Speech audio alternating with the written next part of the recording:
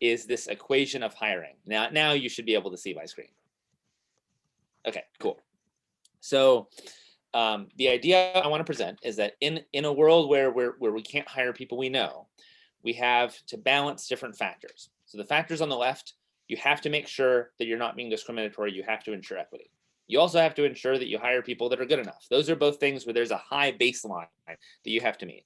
And then you can be increasing volume, you can make a better applicant experience, and you can lower your applicant burden. But the cost of doing that is burden on you as the hirer, a burden on HR, burden on hiring managers, burden on people doing recruiters, etc., or a lower hiring speed.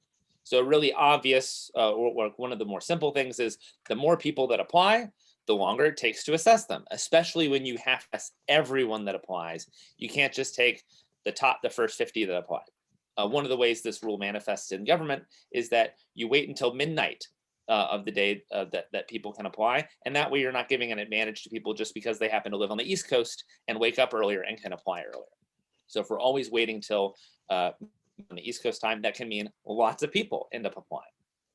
So these factors end up working against each other in ways that can be pretty difficult, because if you are a hiring manager that doesn't have a lot of time and you're already understaffed, you don't necessarily have a huge amount of time to look at a bunch of applicants. Well, that can increase fairness. You might just say, hey, let's look at only the people that have this credential, this master's degree, this bachelor's degree.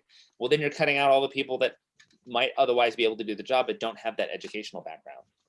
You might say, let's just assess them really quick and dirty, just based on I'll have a short interview with them.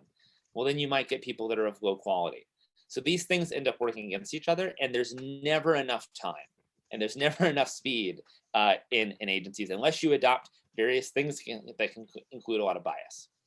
I should have also said at the top, I am going to have chat open, so if people have questions, by all means, just go ahead and post them at any point. This is not one has to wait the end with questions or thoughts that they want to add. So having gone through this, let's then talk about what that implies. It means that the more efficiently we can use people's time in hiring, maybe that's automation, maybe it's better tooling, maybe it's whatever, that means we have a larger quote budget for more applicants, better assessments, higher touch, etc. So we want to spend our time, our budget of people's availability as efficiently as possible, and that way we can amp up these things. But all these 5 factors are always going to be in balance. If you want to maximize the number of people that can apply to your job, you're going to lose something in terms of the quality you're checking or the burden you might put in applicants. They all work against each other, and you're just having to kind of pay it pretty carefully. So a lot of the ideas that we have, and this might be kind of obvious, is that you start with something that is low touch and you move to something that's high touch in your hiring process. So you might start by looking at people's resumes. You might start with some kind of automatic tool. Then you'll move to things that are progressively higher and higher touch until usually that one-to-one or one-to-many interview is happening at the very end of the process. But when you start that approach, there can be some problems at the start of it. So I'm going to talk through a different set of assessment types that are all available to people that are doing technical hiring, and talk about the benefits and detriments of each one. One of the really nice things you can do is portfolios. This is something, though, that in some job areas, it's not available to you. Some people are in jobs where they can't really have a GitHub profile that you can go and stalk. Some people are in work where they can't really be honest on LinkedIn about what they're doing because of the nature of national security or whatever else. So we have seen, or I've observed, there's a big difference in jobs where people can be expected to have portfolios, like in the world of design, and those where there's not. And to the extent that we want to make portfolios more of a normal thing that people have, I think it would make a lot of things in the world of applying to jobs easier. Resume review is a very profitable tool to use. I'm going to introduce a concept called predictive validity. Predictive validity is basically a statistical test to say, how much does this thing tell us how good someone is going to be at the job? And here's a graph of different predictive validity. Well, I'll jump back to the list in a second. Resumes are, you can look at it as kind of that T&E thing, or looking at job experience, and you can see the correlation there is like 0.18. It's 0.11. Years of education, 0.10. Age has negative validity. These are not very helpful tools when it comes time to understanding, and yet resumes are our main tool that we have available. So I would suggest, as much as possible, eliminate resumes as a step that you want to look at, or you only do them as like a really baseline minimum check. You're not looking at a resume to say, is it qualified? You're looking at them to say, is it worth it for me to spend more time on them? Structured interviews, I think many of you will be familiar with this. This is asking the same question in a repetitive way so that everyone has the same experience. You can include follow-up questions as long as they're all kind of predefined. There's a bunch of government guidance around these that you can look at, but in the private sector, you don't necessarily need to. But you want to give people the same experience. If you drop someone in the room with a hiring manager, that conversation is going to go very differently depending on various aspects that can relate to bias or to an adverse impact. So a structured interview helps you keep on the same track, helps you give people the same amount of time. An asynchronous interview is something new that's come now, where applicants can record themselves, like in a kind of like a recorded Zoom room or something like that. And then a reviewer can look at that recording later. It's kind of like talking to an answering machine. It's not very engaging, but the upside is applicants can do it whenever they want on their own time. Reviewers can listen to it whenever they want in their own time.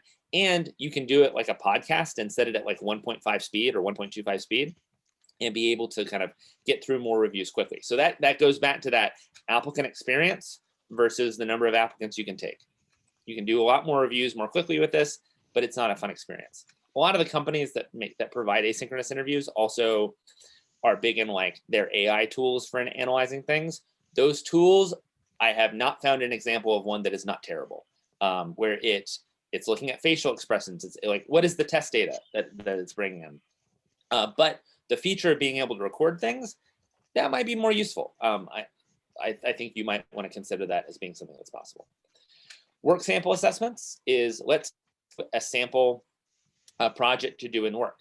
So you might say, if someone's standard day involves doing an X, Y, Z, let's give them an X, or let's give them Y, or give them a Z, and then see how they do. Work sample assessments are a lot harder to do right than interviews. They might have a higher validity, especially if you tailor them very correctly. But there's so many ways that they can go wrong. There's so many ways that people can interpret things. It can be hard to judge. So sometimes people might say, well, we're going to make up for that by having multiple people review every written assessment. Well, then that's adding to your time that people are evaluating.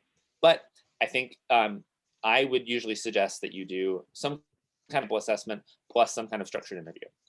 The other thing that's coming down the pipe is this world of like AI games or some kind of automated thing that like puts you in a scenario and it's evaluating like, do you move your person around the screen and how fast do you find the obstacle? Kind of like a virtual escape room or something like that. I think these are on the way in. I don't know how well they work yet, and I don't trust them from a standpoint of a bias perspective. But I do think they're very good at measuring one thing, and that is called general mental ability, or GME. So I'll jump back to this graph, GMA, general mental ability. That has the highest validity of all of the different tests that you can do. However, how much general mental ability you have, whatever that is, and assuming we can measure it accurately, both of which assumptions that I question, those are not related to the actual job that someone is doing. And so in the federal government, the civil service exam that measured some of this stuff was banned by consent decree in the 80s because it wasn't actually tied to the actual job that people were doing. I have a comment.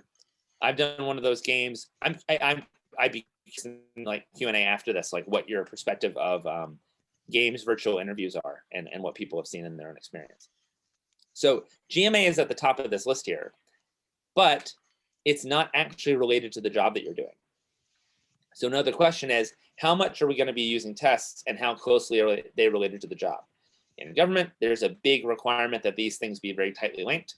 The private sector, less of a requirement. When I applied to private sector jobs, I remember getting a test, kind of a personality test thing that I think you can get away with in the company, but you probably wouldn't get away with in the government. But just looking at this list, those work sample tests and those GMA tests, both of those have the highest validity on their own. And so because I would always be cautious of any kind of general mental ability, again, whatever that is, I think work sample tests end up being very useful. but they take time to set up, they take time to get it right, and they're a lot easier to do on a pass-fail basis than they are on a like a rating, like you get a 1 through 10 kind of rating basis. I think there's oftentimes a inclination or we can rate these applicants. You get an 87 and you get an 88 and you get a 91. That is usually not going to serve you as well as saying, hey, this person has what it takes. I'm really excited about this person, or we shouldn't hire them.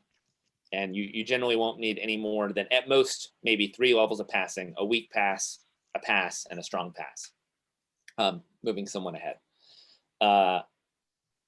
So the tools that are available. I feel like I have seen a lot of challenges when people try to create these tests and then think they know what the test is going to do and how it's going to work. So whenever you're creating one of those written tests, I would always encourage folks to test them with real live people.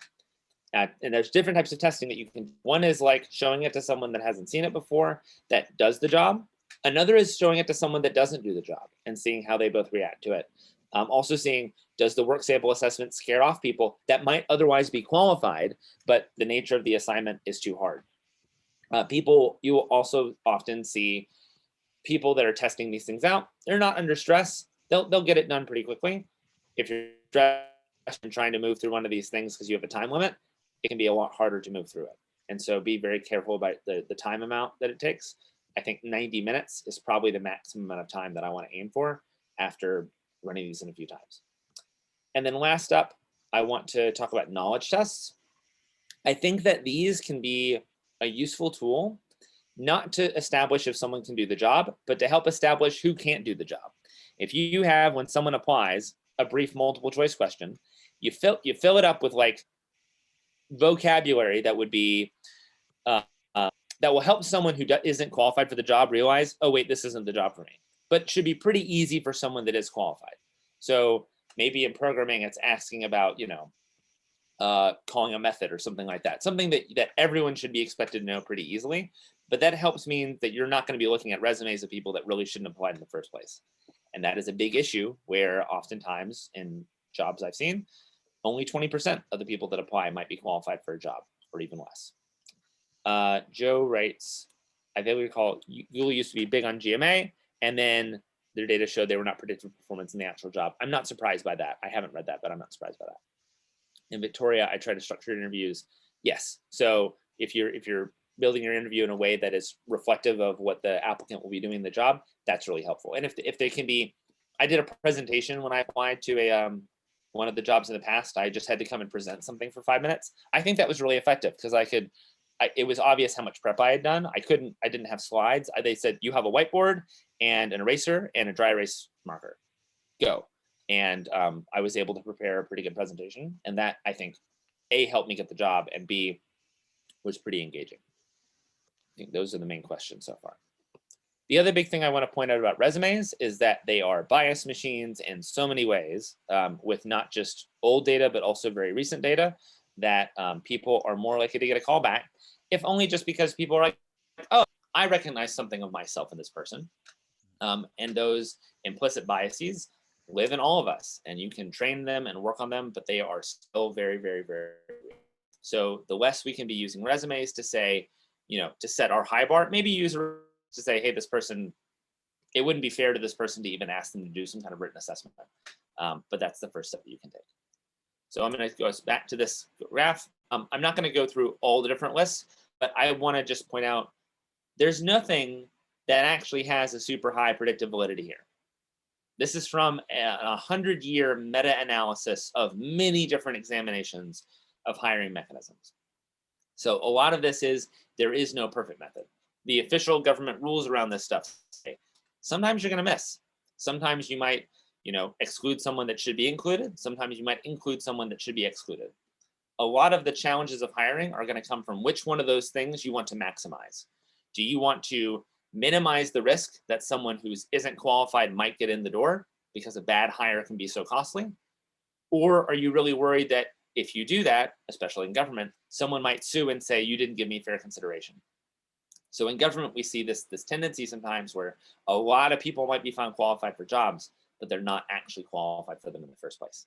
And that can be a really big challenge. So finally, I want to show you 3 different references. One is about various assessment types. It's actually pretty good. Second is the 18F hiring background, which talks about how 18F goes about doing this work and goes about doing its actual hiring that I think folks will find really useful and has been cited pretty wildly. And then this final link is one from Reuters about Amazon automating jobs and how that will create bias against people. So that is my brief mini talk. I have no idea. Oh, it ended up taking about 20 minutes, just like I hoped it would. And I'm happy to take questions or just host a conversation about what people have seen effective, because I'm really interested in what's happening outside of government land. Peter, education is not predictive, but what about certifications? I think certifications tell you about a floor of someone. You know, they have at least this, at some point in the past, they demonstrated this. I have yet to run into a situation where a really, quote, hard certification was enough on its own for someone to be hired. Just because usually a certification is established through some kind of test, and so many of the jobs that are for also involve some degree of communication ability. And so you always still want to be interviewing these folks, even if they have a certification. Are they someone that you can communicate and collaborate with? That is my brief presentation. What other non-tech past experience is really good for? Oh, that's interesting. So as an interviewer, as someone that has hired people, I have seen a lot of candidates that have a lot of different backgrounds, maybe more liberal artsy kind of backgrounds. I think people that have been involved in something that involves having to persevere through a technical challenge is pretty important. So grit, as you know, have you stood up a program in a tree or in a company? Have you started something and like pushed through barriers? That can be pretty important, especially in a context where those barriers can be pretty common. I think that people that are involved in process improvement can be pretty strong. You can also start as a project manager and become an effective product manager, even though those two things are pretty different skill sets. There's a lot of morphing that can happen. I think that finance is less useful if I had to think about what I've seen in the past. It's less about manipulating data, more about like, can you figure out the things you need to figure out to make the system produce the result that it needs to produce?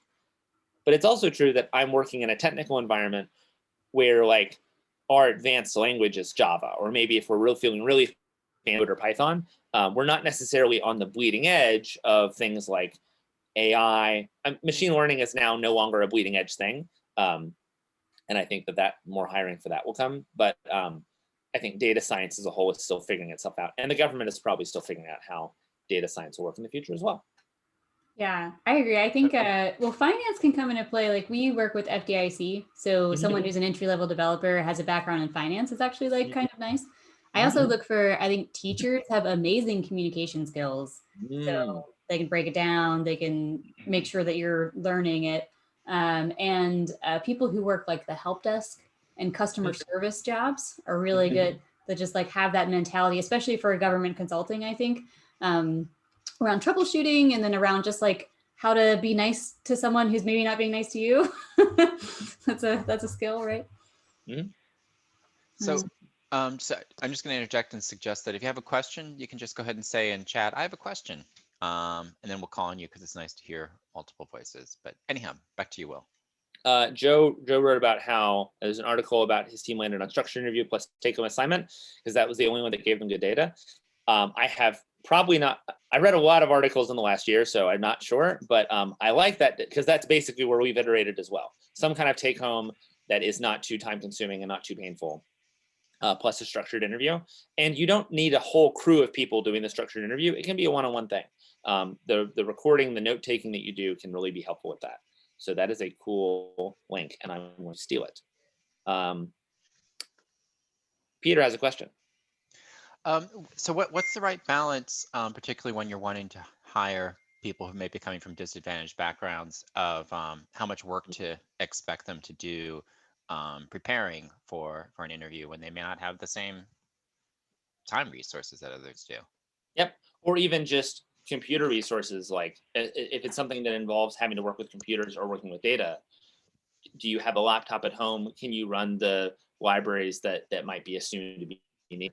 These are all things that have come up, and it's where the applicant burden slide that I showed you, how there's different things you want to maximize, that burden does not fall equally on different people according to what their background is. So when we did do this data analysis, we announced in the job announcement, said, hey, there's going to be this thing that you will have to do. And we gave people a week to figure out, we wanted to see them to analyze the data, but we said, you'll have to do this, you'll have to download something of this size.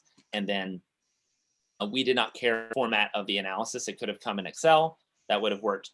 You could have been doing, programming in VBA and Excel, that would have been enough, but something to demonstrate those skills. But I think thinking about people in those things, and when you do these testing of assessments, testing them with real people in real situations will tell you a lot more than testing with only the people that are already at your company, already in your office, things like that. So I think that kind of outside testing is also really important. But that depends on your network for finding the testing. The other thing about recruiting from underrepresented backgrounds is that you can do a really good job of recruiting people, but you don't want to recruit people to apply for a job that actually wasn't a good fit for them.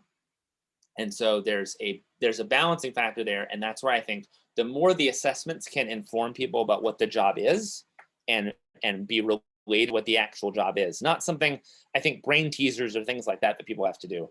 You can't draw a line from that to the job. So that's the appearance of validity. The more you can do things that are actually related, the better that informs people. And I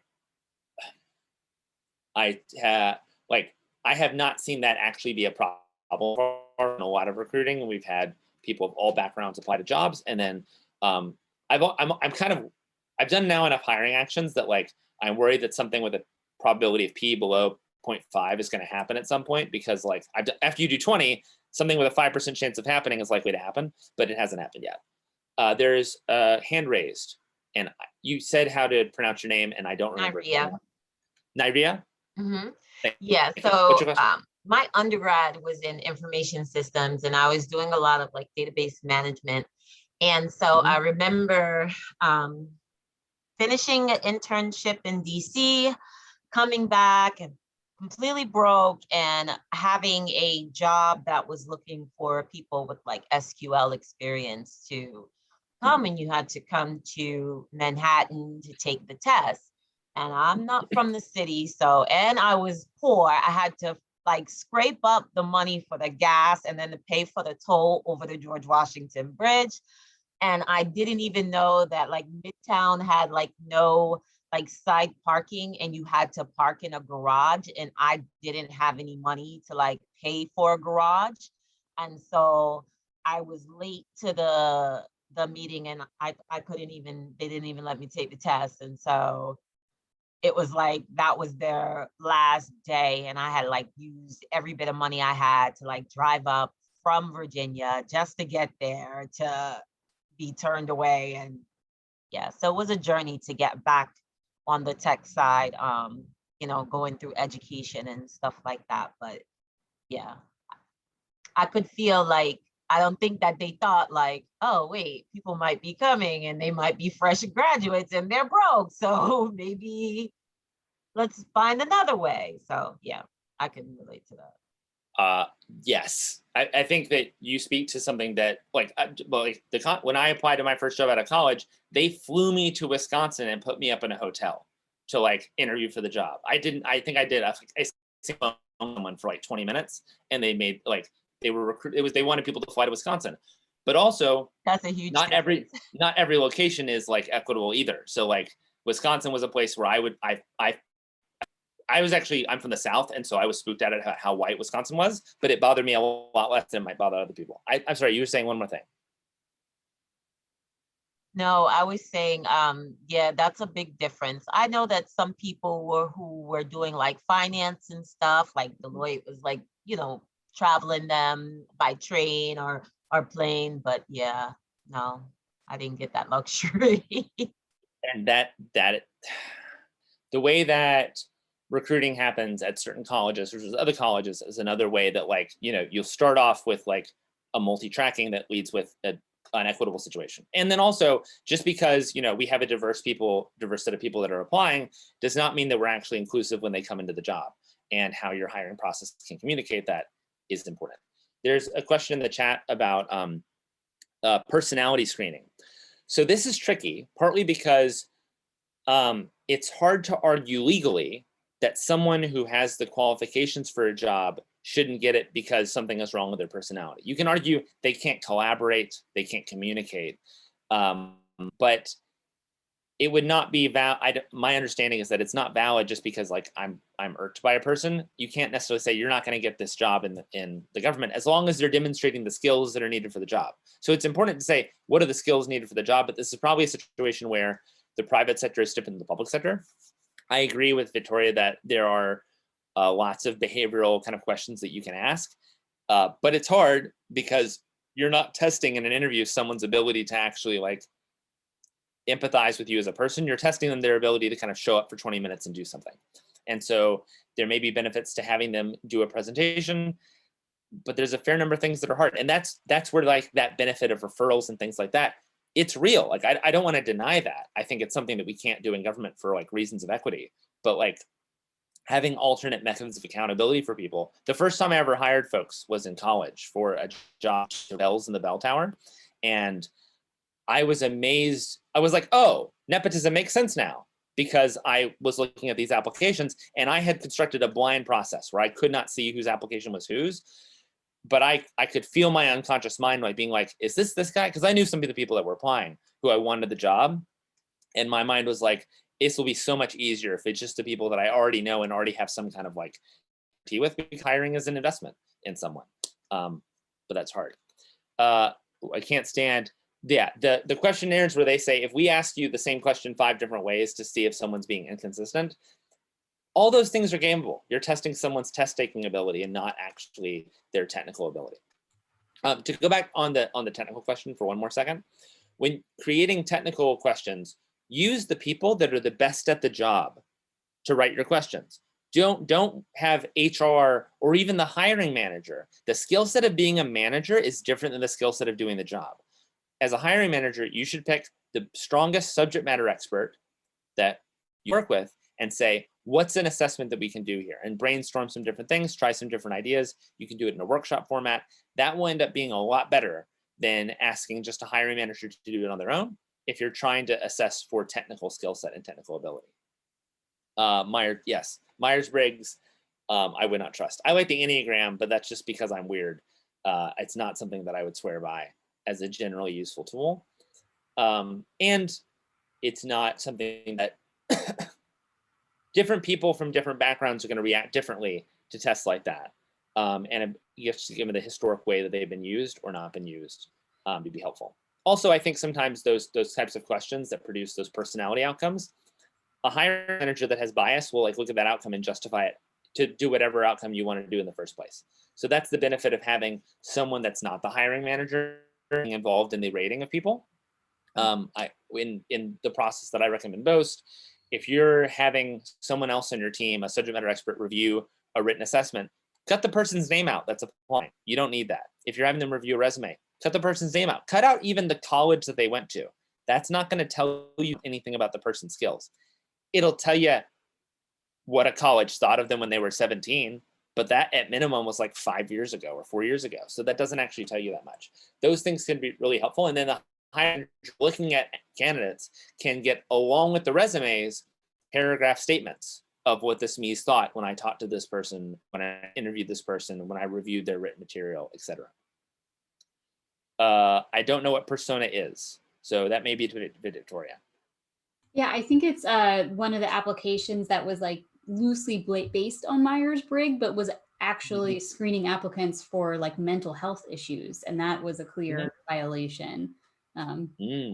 So they had to be careful with some of those tools that make everything easier, or like make it more streamlined. It's not always good. I'll show one more thing, and this is getting a thing that this is public information. This is information that I happen to know randomly, of course. let me hit the share button and go to, okay. So this is in the government, the kinds of assessments that are used for jobs right now. I'll hide my bookmarks. So you can see that for most jobs, we are only doing a self-assessment. We're asking candidates to tell us how great they are, and we're using that as the assessment. That's very legally strong because then, you know, only excluding you because you told us you weren't qualified. But people have learned over time to just say, I'm an expert, I'm an expert, I'm an expert, I'm an expert. So what's the result of that 90% of the time? Someone only gets an offer 53% of the time. There are various rules in the government around who can get hired first and who must be at the top of the list to be hired. If the person at the top of the list can't do the job, no one gets hired. So not over, but half the time and over half the time for some technical roles, when you apply to one of these jobs, you never have a chance. You can do other things. You can use USA Hire, you can use additional assessments, et cetera. But only by doing a lot of these things have we been able to get to a higher number. And I would argue that this is too small sample size, both of these, to really know anything for sure. But this is why doing better assessments are important, but where that cost aspect is also hard, because a self-assessment questionnaire, you can review that as a hiring manager in a second, as an HR person, really quick. So if we want to spend more time doing these, we have to do so efficiently. And that's one of the challenges, I think, and that's a component of my day job. I'll put a link to that graph in the chat. So what do you think about like Indeed and like how they have like some positions, and like if you apply for a position, it might like send you a message that says, oh, such and such wants you to take this Indeed like assessment of some skill. It's like a time, like scenarios and like all of these different things. And they're like, I don't know if they're like basing it on those responses or. I think that that is the thing that is coming in. It seems to be like the trendy hot new thing. I don't know if that means it's good, and I'm sure that there are many varieties of that stuff that are not going to be good.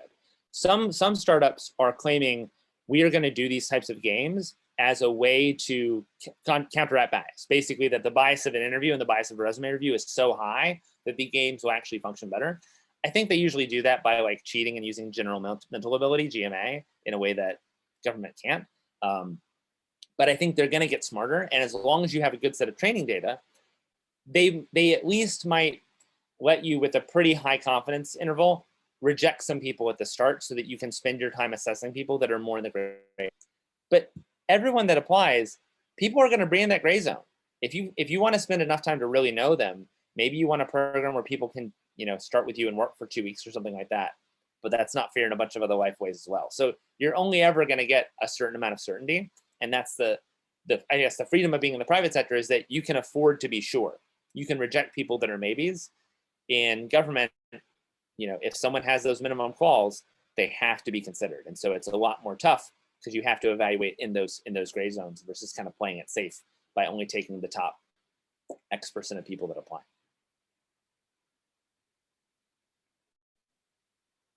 Any other questions? I could talk a lot more about stuff, but I don't think that's the purpose of this meetup. Oh, in terms of DevOps stuff, I would also say I have yet to meet any good assessments or run into any good assessments for evaluating DevOps skills. That is not a thing that appears to exist, except for like people that can figure out the solutions to problems and like make things happen. Perhaps there's some kind of coding challenge of like, set up this Jenkins pipeline, but I have not, that's not a thing that I know. Oh, what is DevOps to me? Oh man. For this group that actually knows technical things and not people that are starting from zero, I mean, so just like in hiring, we talked about you can use various tools and automation to like help hiring managers use their time more effectively. I think DevOps is the act of helping developers' time be used more effectively to enable systems to run and function well. How is that for coming up with a definition for a group on the fly? Because I never have to define it for people like y'all. It's great because it means we actually got DevOps into the talk. Woo! Yeah, I want you to talk, excuse me, I want you to talk more about people, not tools. 30% of DevOps is only tools. It's not that technical. If you get enough technical people in a room, you will get at least every person in the room a different definition. And your personal challenge is to get agreement with all those people in the room as to what is DevOps. Because you have to pull them in the same direction, whatever definition you come up with. The funny thing about that is that very accurately describes the process that is required to achieve legally defensible requirements for government jobs, and that you need to get 20 people in a room and they all have to agree. And that is not an easy task at all, just to say, here's a valid thing. So I realize you did not mean to do that, but that is basically exactly the task of whatever these pilots are that I've been helping and running, be it for data science or for product managers or for CX experts or whatever. You have to get enough people to all agree. And that's one of the hacks you can do to make hiring more efficient, even if it takes time. Combine many positions together that are open. So instead of doing hiring one by one by one by one by one for one position at a time, instead hiring cohorts. Or when you have people that are set up to be hired, them available so you can make them offers in the months to come. Don't necessarily say, hey, if we don't give an offer this time, the window's passed and done. If someone does well in an assessment and you want to hire them later, go ahead and do that. But by pooling those openings, that's something that can help make hiring in the government much more effective.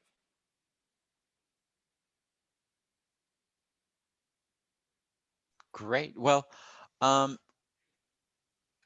we can't give a round of applause to Will very effectively, but if you have your cameras open, you can do the clapping sign or cheer. And thanks so much, Will. If you're feel free to drop off whenever, so you can go take a well-earned nap from talking and building spike proteins. Victoria, do you want to introduce Craig and part Can I two answer here? one last question, Peter, that was just Oh yeah, in the go chat? ahead. Because so I've tried to make this like a non-government friendly thing where hopefully all the government stuff I said was like interesting and not like, I'm being too much in that subject matter. But in government right now, there's this idea of the federal resume, that you have to demonstrate things in a very explicit way. The way around that in the government is you have actual experts review the resumes, not someone in HR, so they can actually like use their heads to evaluate a resume. But that's very hard. If someone in HR is looking at a resume, oftentimes they know enough to look for some things, but they may not know everything they want to look. And some of the requirements, like for being an IT specialist, 20-10, one of the competencies that you're supposed to have is a customer service. I don't know how to effectively, define that in a way that's useful in hiring. So one of our challenges is to help make sure that we're naming the correct competencies, not just for the overall job category, but for the specific job. I think the text of it's not customer service, it's the definition of customer service. Dong, to your question, look at how that's defined in the job announcement, or look at how OPM defines those things. That'll get you on the way, but it's hard. It is government hiring right now. It's just very challenging, and if you're excited to work more on that challenge, you can also reach out to me. CS is hiring, but not officially, of course. Okay, I'm now done. Thank you, Peter. Yes, thank you, Will. Yeah, and sometimes the best way to get a government job is to know somebody in government who can at least help you figure out the requirements and write for what they're needed. And now Craig Butler is joining us. He's an engineer at Ad Hoc Consulting. He's part of the Digital Services Coalition, which is a group of companies that tend to be founded by ex-US digital service people, or that with the mindset of bringing digital services into the government. So welcome, Craig. I believe you have hosting abilities, so you're good to go sharing wise. Awesome, thank you. Thanks, Victoria. And yeah, thanks, William. That was a great talk. And as someone who does a lot of hiring myself, I can really sympathize with all of that. So thanks again for presenting all of that. I'm going to definitely follow up with Victoria as well. I'm going to watch that documentary on HBO because that sounds really interesting as well. I'm going to attempt to share my screen here. Make sure I share this right. So my presentation is very different in character from that last one. I'm going to share basically a story of introducing DevOps at a government agency. So this one, unfortunately, is also very government oriented. My apologies to anyone in the private sector who's not as interested in that kind of stuff. But I think it will still be a pretty interesting story. So can y'all see my screen? Anybody? Yes. Peter? Okay. I only see a couple of windows here. So, okay, yes. Thank you, Christina. Awesome. So this is a story that's near and dear to my heart. It's the story of Vets.gov, which was a pilot project for new web technologies and cloud infrastructure that was done at VA over the past several years. I'll get into the whole history of it as I go here. First, a little bit about me. My name is Craig. Hey, everybody. I've been doing this stuff for a long, long time, probably longer than I should keep admitting on these slides. But I've been doing the AWS infrastructure thing specifically since 2014. And since 2017, I joined ad hoc to work on the Vets.gov project itself, which I'll get into here in a second. I was responsible / guilty of terraforming all of the Vets.gov infrastructure, which VA.gov still runs on to this day. At the time when I joined, it was had all just been built out in the AWS console UI. And so I had to write a bunch of Python scripts to go through and query the AWS API and pull down definitions of all the objects and then turn them into Terraform and do all of that without disrupting anything or any downtime. So that was a fun technical challenge right off the bat.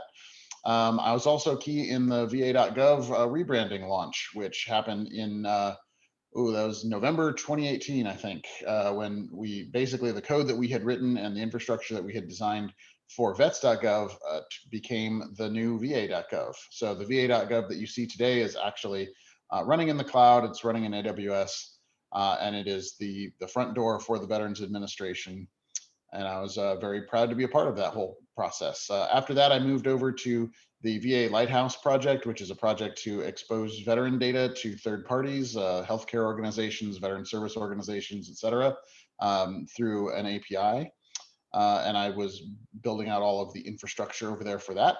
After that, I've moved over. Now I'm currently the engineering lead for Ad Hoc's Federal Civilian Business Unit, launching all kinds of new projects at new federal agencies. So hit me up on LinkedIn if you are interested in learning any more about any of that stuff. And disclaimer, I do not represent the VA in any way or any of its engineering teams. I am not currently on contract to the VA. So all of this is just a personal story that I'm telling and is in no way representative of the VA or its employees. So the problem that we faced at the VA, or that the VA faced, they had a lot of visitors to their website, 10 million people per month in 2015. And they had a frustrating experience. The old VA.gov was just an old .NET app running in IIS. It's actually still alive back on the same IIS servers still live deep within the VA, and certain pages that were on them are still proxied to from the front page. So even this front page here probably still actually exists on those servers somewhere. But it was a very difficult to use for most of the users. It was very agency focused. So there was a whole lot of information about the VA as an agency and its organization and its subdivisions and all of the goings on within VA itself, rather than a user-focused experience aimed at the veterans who were there to use it to acquire their benefits. So there was also a lot of different sites, a lot of different, there was the main VA.gov, but then there was also these other health benefit sites that, and it was very confusing to navigate your way through it. So one of the things that was key to this effort was doing a bunch of user research and actually working with veterans, like literally sitting them in front of a computer and watching what they clicked on and see how they tried to navigate this web experience to discover exactly what they were looking for and what they needed. So in 2015, the operations challenges for VA.gov were many and ferocious. I'm sure many of you are familiar with a lot of these exact challenges. They were manually copying and installing the code on their IIS servers. There was no automation to speak of. Deployments required a lot of downtime. They were very infrequent. I think, only every 3 months or 6 months or something, they would do a deployment. Each of those deployments, of course, would then be a massive, massive deployment of code, and lots of issues would result. They'd have, entire weekends of downtime, which is pretty awful for a major federal website like this. So the solution was Vets.gov, and this actually came out of a collaboration between the VA and U.S. Digital Service. The U.S. Digital Service team at VA is called DSVA. A bunch of great folks over there. I worked with them for several years on all this. They helped come up with this idea of, well, let's do a pilot project in the cloud in AWS. Rather than trying to replace va.gov right at the outset, what they said was, let's build out a kind of a proof of concept site using new web technologies, new AWS cloud infrastructure, and prove out that it can be done. So what we did was we actually built out a completely working site. I mean, Vets.gov was active for years, from 2015 to 2018. You could actually go to it, apply for veterans benefits, health benefits, education benefits, GI Bill benefits, all kinds of stuff. It was completely working and active, as well as living in AWS. We had a complete CI/CD pipeline, daily deployments, and very human-centered design based on that user research project I was talking about. So it was not at all the normal software process used by VA. It was based on this VA digital modernization vision, which is a fantastic vision for the future of digital government, one that we quote often, from July 2017, where they wanted to make sure that interacting with their digital services will feel like a commercial experience. What this quote is really getting at is that the quality and user satisfaction of commercial web experiences has started to outpace government experiences online by a lot, and they want to try and close that gap as best they can.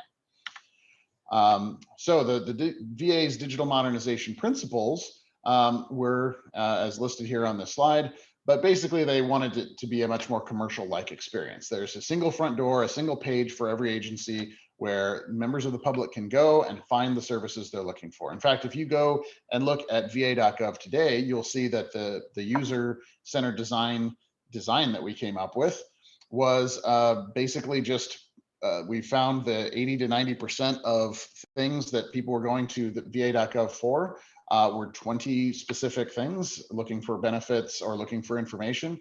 And so we just put those 20 things right at the front of the front page. If you go, there's just a box at the front of va.gov that has the 20 most common things that people go there for right at the front. And that's the exact kind of modernization principle that they wanted. It's something that you might not have thought of if you were thinking, what would a beautiful VA website look like? But it's practical. It gets people to where they need to go, and it's the user experience with the least friction and the least difficulty for the most users. And so we're really proud of the fact that we were able to contribute and help out with that. So Vets.gov, this is what Vets.gov looked like. This is no longer in existence. So I'm sure you can go look it up on Internet Archive or something, but it no longer exists. But this was the site that we came up with to replace or to demonstrate new technologies, and that ultimately ended up becoming the new va.gov. Quick note about the architecture basics. By the way, I'm not watching the chat. I'll get to all the questions at the end.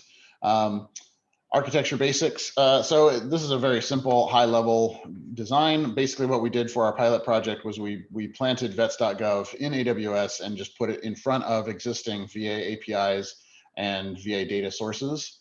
So the idea was a pretty simple architecture of reverse proxies that also drew from S3 buckets for static assets, as well as an API backend. And those then talked to forward proxies, which then would forward on traffic to the internal VA resources as necessary. So I'm actually going to take a quick pause and see if any interesting questions have come up. Yes, we still measure the usage, measure the usage of the site. In fact, you can see, along with a lot of other federal websites, there is a Google Analytics. I think it's analytics.usa.gov or something like that site where you can go and you can see a bunch of the Google Analytics exports that we have from that, as well as we have extensive, I say we, like I don't still work there, but that we built out extensive dashboards with all kinds of metrics and measurements, mostly using Prometheus data export and exporting to Grafana dashboards. As well as some Sentry and AWS CloudWatch logs and all kinds of other stuff. So there's a lot of monitoring going into it actually. So anyway, this is that was the basics of the infrastructure. What is DevOps? I'll go ahead and answer this question mainly around what is DevOps to me, and the answer to that is automate all the things. Another way I tend to explain this when I'm giving lectures or teaching classes or whatever is I'm old enough to remember the days when the developers worked in one room and the operations folks worked in another room, and deployment consisted of somebody from the dev team walking over with an actual CD or with a network address for a zip file and saying, here's the deployment, deploy it. And by the way, good night, because we're all leaving because it's Friday afternoon, and good luck with this over the weekend. So I remember those days, and those were not fun days. There were a lot of late nights and a lot of problems and a lot of, well, it works on our box kind of conversations that I do not miss. The idea now is to have developers and operations folks working together in concert and sharing the load and automating as much as possible, especially creating more and more frequent deployments so that you can be sure that the code that's going out all the time will be working, because there's nothing worse than a big deployment that fails and causes an entire weekend of fun. Yes, Victoria, I think that should be a required question. I'm happy that I'm able to preemptively answer it. So automating all the things and deploying less often are kind of my key metrics for it. So Vets.gov deployment strategy, which for all I know is still what's used on va.gov. We went ahead and did a CI/CD pipeline that whenever code was merged into the main trunk, triggered a webhook to the Jenkins instance. Jenkins would run Ansible playbooks that would actually spin up EC2 instances that were customized for the application. Those would spin up front-end hosting instances as well as back-end API instances. Those EC2 instances are all, of course, in auto-scaling groups. So as demand fluctuates throughout the day, and va.gov actually had a pretty big fluctuation, and it would have big fluctuations when specific new tools were released, or big press releases went out and things like that. So it would automatically scale to accommodate all of that.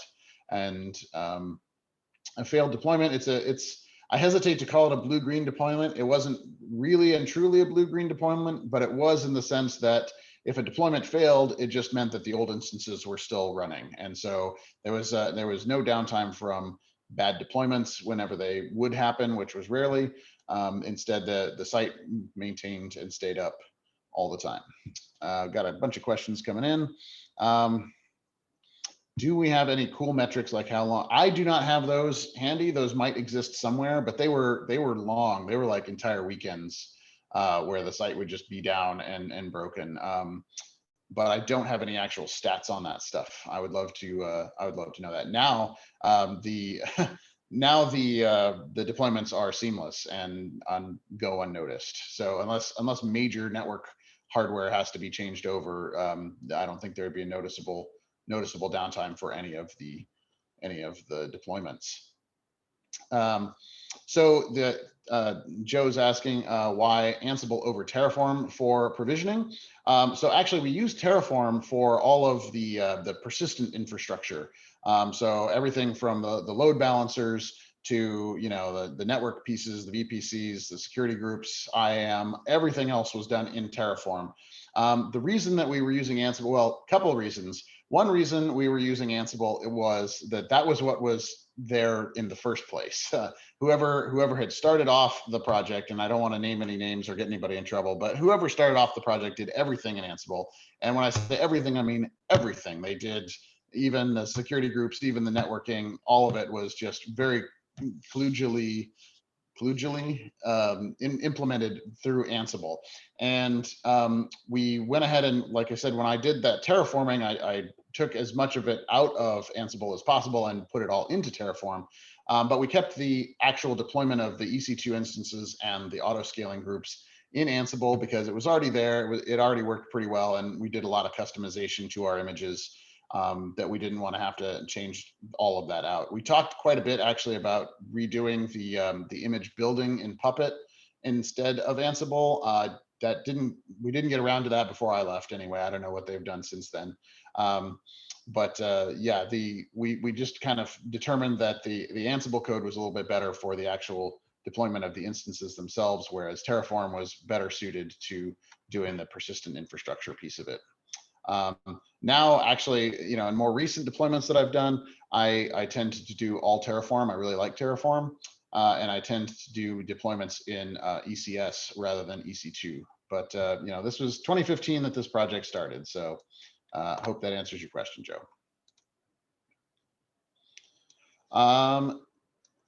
Cultural changes that went into the DevOps conversion here at VA.gov.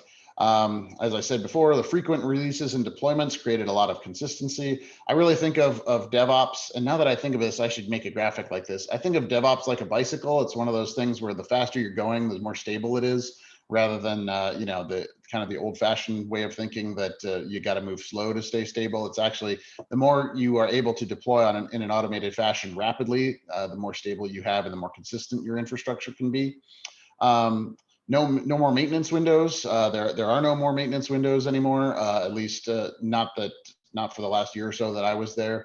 It was all deploy all the time, deploy rapidly all the time. They actually had us they requested that we do a daily production deploy rather than a continuous deployment. So it wasn't actually fully continuously deploying to production. They had a daily deploy instead, but it was continuously deploying to testing and staging environments, which was pretty cool. No more discussions of roll forward or rollback when you're doing a deployment. Those were always fun conversations back in the day. And no, you know, forces testing of course, we had automated tests that would run on every PR when going into GitHub and so on. So yeah, just kind of a complete change in the culture to a much more DevOps culture with frequent deployments, frequent testing, and minimal downtime. This was the tech stack that we used for those who are interested. Like I said, the front end was a React front end running out of S3 buckets. So the deployments would actually build the code and put them in S3. The back end was Ruby on Rails with Postgres backup for the databases. Everything was stored in GitHub, deployments done with Jenkins, the infrastructure was done as Terraform, the deployments done in Ansible, monitoring, as I mentioned earlier, Prometheus, Grafana, we had PagerDuty, as well as Sentry. Our reverse proxies were done with Nginx, and our forward proxies were customized, highly customized HA proxy. Yeah, so this was the slide up just kind of about how to get started with DevOps. You know, I'm sure most of you, because this is a DevOps meetup, are familiar with Conway's Law, which is the maxim that organizations design systems that mirror their own communication structure. If you want to build agile systems, you have to build agile teams, and you have to communicate in agile fashion. If you are still sticking to your old organizational structures, it's going to be a lot harder to implement agile application development. One of the ways we measured success was mean time between production deployments. As I said, we got it down to the point where it was a day between production deployments. And at that point, the client didn't want us to make it any faster than that. So we didn't, but we prided ourselves on making sure there was a production deployment every day, even if there had to be sometimes we had to delay the production deployment if critical code needed to go in or something, but we tried to make sure that we had one every single day. Greenfield on new technologies whenever possible. This was kind of one of the key lessons that we learned from this, is go cloud native in terms of having your infrastructure as code and having automated deployments and all that kind of stuff. We see a lot of organizations that want to just lift and shift and basically use AWS as just a data center, and that is not a good way to do it. You want to actually retool your applications and your operating systems and your deployment and everything for the cloud. the way it should be done. A prototype pilot projects, we find that this is better with some of our government clients. It's sometimes easier to say, hey, we're just going to build this thing over here that is off in a corner and doesn't actually impact anything yet, just to prove out the technologies completely. And then once we've gone through that process, we've built the thing, we've got it through the ATO process, et cetera. Now we have a proven, viable product that we can use, and we can move more and more traffic to it and use it as more and more of a front page. And Vets.gov was sort of the ultimate proof of that pilot project concept, which worked really well. And yeah, get rid of servers. We don't want servers. We want to have instances, or even better today, we want to have Docker containers. Yeah, so that's all I've got for the talk. I'm happy to address any other questions anybody has. Feel free to drop them in the chat or just shout them out.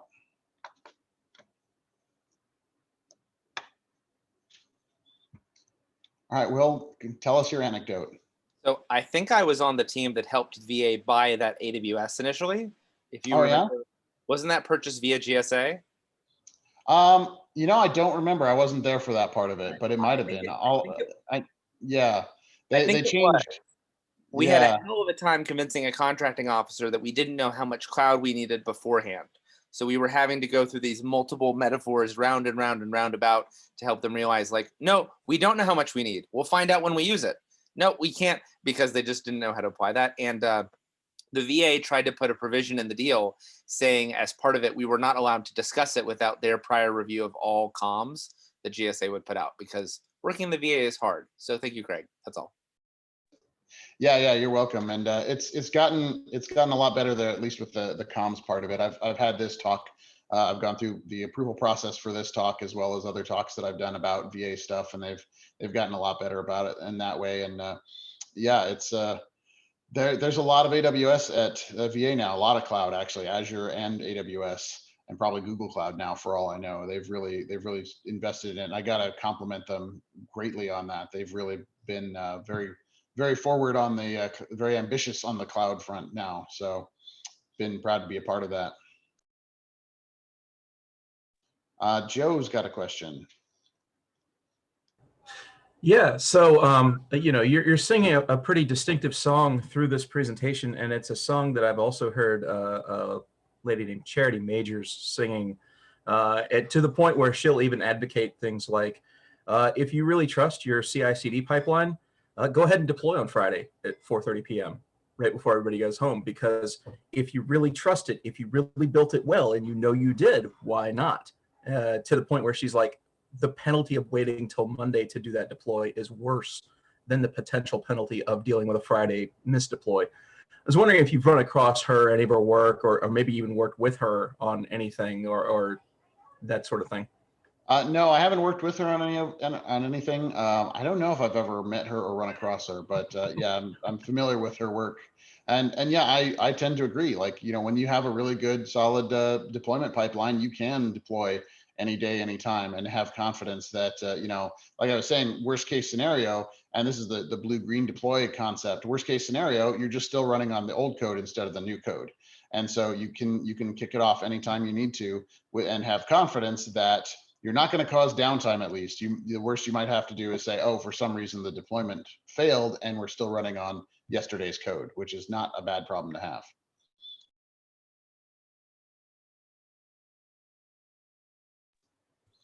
Anybody else?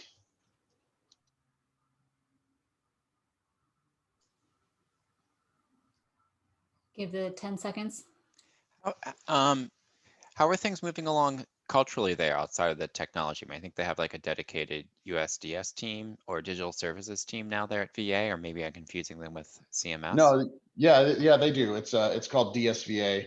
And yeah, they're still there as far as I know. They were quite a big presence at VA when I was there.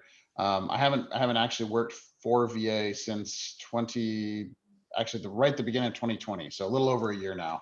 But yeah, they were still there. They had quite a presence there, and they're pretty key to operations there, especially on the cloud operations side.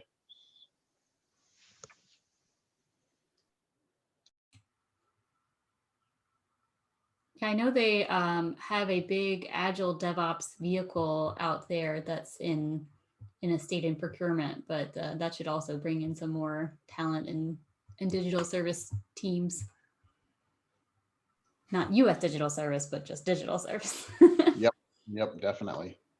Excellent.